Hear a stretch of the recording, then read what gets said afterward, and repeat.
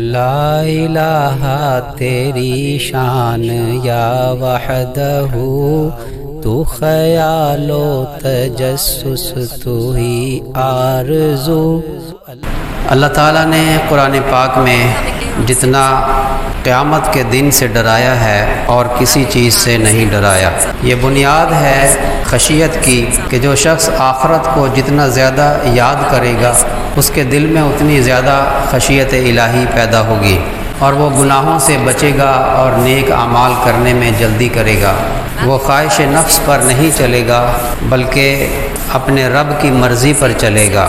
خشیت الہی بنیاد ہے اس چیز کی، اور آخرت کا تذکرہ کرنا، آخرت میں غور کرنا، آخرت میں اللہ کے سامنے کھڑا ہونے سے ڈرنا، یہ اس خشیت کی بنیاد ہے۔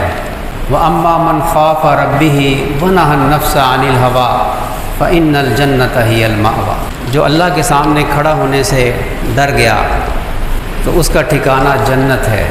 تو اللہ تعالیٰ چاہتا ہے کہ میرے بندے آخرت کو یاد کریں، مجھ سے ڈریں، میری عظمت میرے بندوں کے دلوں میں ہو، تاکہ میں ان کو دنیا میں بھی کامیاب کر دوں اور آخرت میں بھی ان کو انعامات سے نوازوں۔ اللہ جو ہے وہ شہنشاہ ہے، اور یہ شہنشاہ کا کلام ہے۔ شاہی کلام اپنا آپ بتاتا ہے۔ یہ انداز ابھی آپ کو اندازہ ہوگا، پہلے بھی میں نے سورہ قاف پچھلے جمعے سورہ قاف 26 نمبر پارہ ہے، سورہ قاف کی پہلی آیات تلاوت کی تھی، اس کا کچھ خلاصہ، اس کا مفہوم عرض کیا تھا۔ یہ سورہ قاف کا آخری رکوع ہے جو میں نے تلاوت کیا۔ اللہ تعالیٰ فرماتا ہے یوم نقول لجہنم حل امتلأت وتقول حل من مزید۔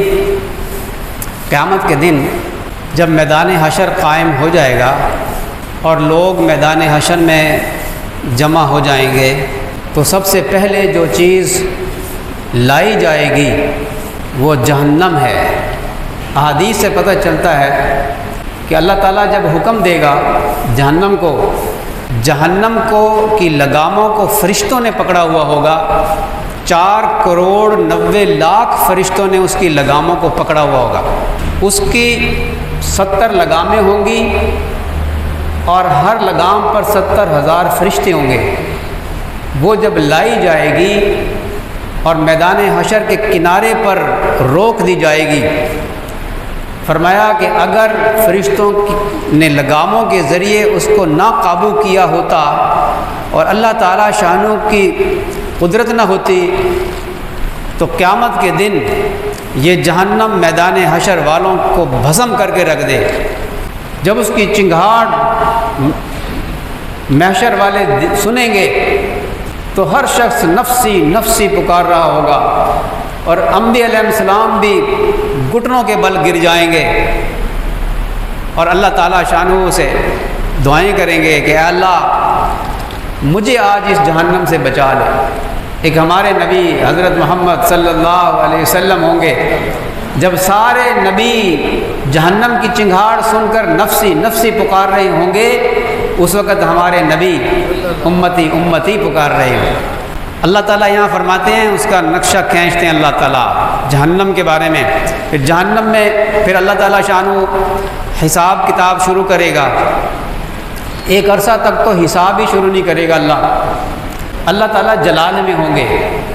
پھر نبی کریم صلی اللہ علیہ وسلم کی خدمت میں لوگ حاضر ہوں گے کہ اب آپ پھر ہماری سفارش کر دیجئے کہ اللہ تعالیٰ حساب ہی شروع فرما دے۔ نبی کریم صلی اللہ علیہ وسلم پھر دعا کریں گے تو اللہ تعالیٰ شانو حساب شروع فرمائے گا۔ اور حساب کیسے شروع فرمائے گا؟ سب سے پہلے اللہ تعالیٰ قلم سے پوچھے گا کیا تو نے میرا پیغام لوح تک پہنچا دیا، تختی تک پہنچا دیا؟ لوح محفوظ کہے گی، قلم کہے گا کہ ہاں یا اللہ میں نے پہنچا دیا۔ پھر اللہ لوح سے پوچھے گا کیا تو نے میرا پیغام اسرافیل تک پہنچا دیا؟ لوح کہے گی کہ میں نے پہنچا دیا۔ پھر اسرافیل علیہ السلام سے پوچھیں گے کیا تو نے میرا پیغام جبریل تک پہنچا دیا؟ اسرافیل علیہ السلام کہیں گے اللہ پہنچا دیا۔ پھر جبریل علیہ السلام سے پوچھیں گے کیا تو نے میرا پیغام میرے نبیوں تک پہنچا دیا؟ جبریل علیہ السلام کہیں گے اللہ پہنچا دیا۔ پھر نبیوں سے پوچھیں گے کیا تم نے میرا پیغام میرے بندوں تک پہنچایا؟ نبی کہیں گے اللہ پہنچا دیا۔ اب امت کا حساب شروع ہوگا، اب امتوں کا حساب شروع ہوگا۔ کفار کو حجت قائم کرنے کے بعد تو ایک یہ بات بھی آتی ہے حدیث میں، ایک قوم یہ کہے گی کہ حضرت نوح علیہ السلام کی قوم وہ انکار کر دے گی قیامت کے دن بھی، جھوٹ بول دے گی، اے اللہ انہوں نے نہیں پہنچایا۔ اللہ تعالیٰ پوچھیں گے کہ یہ جرح کر رہے ہیں، نبیوں سے پوچھیں گے کہ یہ تو کہہ رہے ہیں نہیں پہنچایا۔ تو نبی کہیں گے کہ اے اللہ ہمارے تو گواہ موجود ہیں، میں نے پہنچایا۔ اللہ فرمائیں گے اچھا گواہ لاؤ۔ تو وہ نبی امت محمدیہ کا نام لیں گے کہ امت محمدیہ ہماری گواہ ہے۔ اس امت کے علماء، صلحاء، صحابہ کرام ان کو پیش کیا جائے گا تو یہ گواہی دیں گے کہ اے اللہ ہم گواہی دیتے ہیں کہ آپ کے ان نبیوں نے آپ کا پیغام ان تک پہنچا دیا۔ وہ پھر جرح کریں گے، وہ کہیں گے اے اللہ یہ تو تھے ہی نہیں۔ اس زمانے میں اللہ اس امت کو فرمائے گا کہ یہ تو کہہ رہے ہیں کہ تم تھے نہیں۔ یہ امت کہے گی کہ اے اللہ آپ نے اپنے کلام میں اپنے سچے نبی کے ذریعے ہمیں یہ خبر دی ہے کہ آپ کے نبیوں نے آپ کا پیغام آپ کے بندوں تک پہنچایا ہے۔ ہم اس بات کی گواہی دیتے ہیں کہ آپ کے نبی بھی سچے، آپ کا کلام بھی سچا۔ اللہ فرمائیں گے تم نے سچ کہا، تمہاری گواہی قبول کی جاتی ہے، میں بھی سچا، میرے نبی بھی سچے، میرا کلام بھی سچا۔ اور پھر ان امتوں کو فرشتے پکڑ کر جہنم میں پھینک دیں گے۔ اللہ تعالیٰ شانہ پھر حساب باقیوں کا شروع کرے گا۔ جن کے نامہ اعمال دائیں ہاتھ میں دیے جائیں گے وہ جنتی، جن کے نامہ اعمال بائیں ہاتھ میں دیے جائیں گے وہ جہنمی۔ جہنم کو ان جہنمیوں سے اللہ بھر دے گا قیامت کے دن۔ اللہ یہاں فرماتے ہیں جب جہنم کو جہنمیوں سے اللہ بھر دے گا تو پھر یہ اللہ تعالیٰ شانہ جہنم سے فرمائے گا یوم نقول لجہنم حل امتلأت، جہنم سے فرمائے گا کہ اے جہنم کیا تو بھر گئی؟ اللہ کا جلال کتنا ہوگا، اللہ تعالیٰ ہم سب کی حفاظت فرمائے۔ اللہ تعالیٰ جہنم سے پوچھے گا، اللہ فرماتا ہے یوم نقول، ہم پوچھیں گے، یہ ہے شاہی کلام، اللہ کا انداز شاہی ہے، یہاں شاہانہ انداز ہے۔ اللہ فرماتے ہیں ہم پوچھیں گے جہنم سے حل امتلأت، کیا تو بھر گئی؟ وتقول، جہنم کہے گی حل من مزید، کچھ اور بھی ہے، لے آؤ میرے اندر ڈال دو۔ کتنا خوفناک منظر ہوگا۔ اللہ تعالیٰ ہم سب کی حفاظت فرمائے۔ یہ باتیں نہیں ہیں، یہ حقیقت ہے، جی ہاں، اور وہ وقت دور نہیں ہے جب ہم یہ اپنی آنکھوں کے سامنے یہ مناظر دنیا حشر کے ہم اپنی آنکھوں کے سامنے دیکھ رہے ہوں گے۔ جی ہاں، آج موقع ہے کہ اس جہنم سے اپنے آپ کو بچا لیں۔ حدیث میں آیا چاہے کھجور کا ایک ٹکڑا صدقہ کر کے ہی کیوں نہ ہو تم اپنے آپ کو جہنم سے بچاؤ۔ یہ تو جہنم کی بات ہے۔ ہم مسلمان ہیں، ایمان والے ہیں، لیکن ہم نے یہ سمجھ لیا کہ ہم تو جنتی ہیں۔ بڑی غلط فہمی ہے ہماری۔ وہ صحابہ کرام جو پوری زندگی دین کے لیے قربانی کرنے والے، نافرمانی سے دور، گناہوں سے دور، ساری رات عبادت کرنے والے، وہ یہ کہا کرتے تھے کہ اے اللہ کاش کہ میں ایک تنکا ہوتا۔ حضرت ابوبکر صدیق رضی اللہ تعالیٰ عنہ نے ایک جانور کو باغ میں چرتے ہوئے دیکھا اور فرمایا کہ تو کتنے مزے میں ہے، کھاتا پیتا ہے اور درختوں کے سائے میں رہتا ہے، کاش کہ ابوبکر بھی تجھ جیسا ہوتا، قیامت کے دن تجھ سے کوئی حساب نہیں ہوگا، تیری سزا نہیں ہوگی اور ابوبکر سے حساب ہوگا، کاش کہ ابوبکر بھی تجھ جیسا ہوتا۔ یہ وہ شخص کہہ رہا ہے جو نبیوں کے بعد سب سے افضل ہے، یہ وہ شخص کہہ رہا ہے جو امت میں سب سے پہلے جنت میں جائے گا۔ اور ہمارا حال یہ ہے کہ ہم جو چاہے کرتے پھریں، جنت کے ہم ٹھیکیدار ہیں، ڈرتے نہیں ہیں۔ جسے اللہ تعالیٰ آخرت یاد دلا کر ہمارے اندر خشیت پیدا کرنا چاہتا ہے تاکہ ہم جنتی بن جائیں۔ کیا معلوم کہ کس گناہ کی وجہ سے اللہ قیامت کے دن پکڑ کر لے۔ نبی کریم صلی اللہ علیہ وسلم ایک مرتبہ دعا مانگ رہے تھے، اللہم حاسبنی حسابا یسیرا، اے اللہ میرے اوپر سے حساب کو آسان فرما دے۔ حضرت عائشہ رضی اللہ تعالیٰ عنہ نے پوچھا، یا رسول اللہ صلی اللہ علیہ وسلم حسابا یسیر کیا ہے؟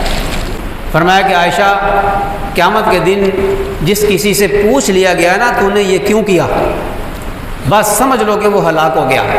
حساب یسیرہ تو یہ ہے کہ اعمال نامے پر نظر کی جائے اور پھر درگزر کا معاملہ کر دیا جائے۔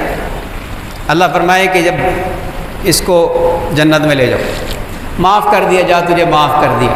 لیکن وہ مالک الملک ہے، وہ 70 ماؤں سے زیادہ بے شک بندے سے محبت کرتا ہے، لیکن ماں کی محبت اس کی مجبوری ہوتی ہے، اللہ کی کوئی مجبوری نہیں ہے۔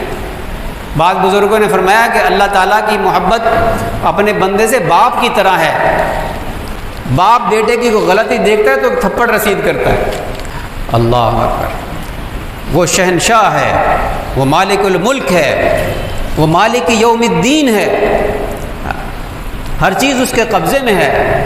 اللہ فرماتے ہیں ہم جہنم سے پوچھیں گے کیا تو بھر گئی؟ جہنم کہے گی وَتَقُولُ هَلْ مِن مَزِيدٍ، جہنم کہے گی کہ کچھ اور بھی ہے تو لے آؤ میرے اندر۔ آگے اللہ تعالیٰ نے فرمایا وَأُزْلِفَتِ الْجَنَّةُ لِلْمُتَّقِينَ غَيْرَ بَعِيدٍ، پھر جنت کو لایا جائے گا، جہنم سے اس طرف جنت کو لایا جائے گا، اور جہنم کے اوپر پل بنایا جائے گا، جس کے بارے میں آتا ہے کہ وہ بال سے زیادہ باریک ہے، تلوار سے زیادہ تیز ہے، یعنی بال سے زیادہ باریک پل ہو، اور انسان کا جسم 90 فٹ ہو، 60 ہاتھ ہو، اتنے باریک پل پر سے چلیں گے کیسے؟ تو ایک مولانا صاحب بیان کر رہے تھے دیہات میں، دیہاتی علاقہ تھا، وہ یہ بیان کر رہے تھے کہ جہنم کے اوپر پل بنایا جائے گا، بال سے زیادہ باریک ہے۔ وہ دیہاتی کھڑا ہوا کہتا ہے مولوی صاحب سیدھی طرح کیوں نہیں آ دے کہ جنت نو کوئی راہ ہی نہیں وہندا، جنت میں جانے کے لیے پل بنایا جائے گا۔ اللہ اکبر، جس کو ہم پل صراط کہتے ہیں۔ پل اردو کا لفظ ہے، صراط عربی کا لفظ ہے۔ یہ بھی عجیب لفظ ہم نے اپنے پاس سے اردو میں بنایا، پے تو ہے ہی نہیں عربی میں، پل صراط۔ تو قیامت کے دن جنت کو لایا جائے گا اور وہ جہنم کے اس طرف ہوگی۔ اب میں اس دیہاتی کے بات کا جواب بھی دے دوں میں نا آپ کو، کہ آپ کے دل میں بھی یہ نہ سوال پیدا ہو کہ اے بھی جنت راہ کوئی نہیں ویندا۔ حقیقت میں ایسا ہی ہے کہ وہ باریک ہے، پل باریک ہے، ہر شخص کے اعمال کے بقدر اس کی چوڑائی اور مضبوطی ہوگی۔ انسان کے ایمان اور اس کے اعمال جتنے مضبوط ہوں گے اتنی ہی چوڑائی اور اس کی مضبوطی پل صراط پر وہ دیکھے گا، اور اس کی رفتار وہ اس کے ایمان اور اعمال کے بقدر ہوگی۔ کہ جیسے آتا ہے ایک حدیث میں کہ جو 5 وقت کی نماز کا اہتمام کرتا ہے، اس کی الگ تفصیل ہے۔ ہم سمجھتے ہیں ہم اہتمام کرنے والے ہیں، اہتمام کرنے والے وہ ہوتے ہیں کہ جس کو نماز کی ثمرات حاصل ہوتے ہیں۔ اس کے بارے میں اللہ تعالیٰ شانہ نے فرمایا کہ نماز انسان کو بے حیائی اور بری باتوں سے روکتی ہے، نماز انسان کو پوری زندگی گزارنے کا ڈھنگ سکھاتی ہے، پوری زندگی اللہ کا حکم اور نبی کریم صلی اللہ علیہ وسلم کے طریقوں کے مطابق گزارنے کا ڈھنگ سکھاتی ہے نماز۔ جس کی نماز ایسی ہے اس کے بارے میں فرمایا کہ وہ بجلی کی سی تیزی کے ساتھ گزر جائے گا۔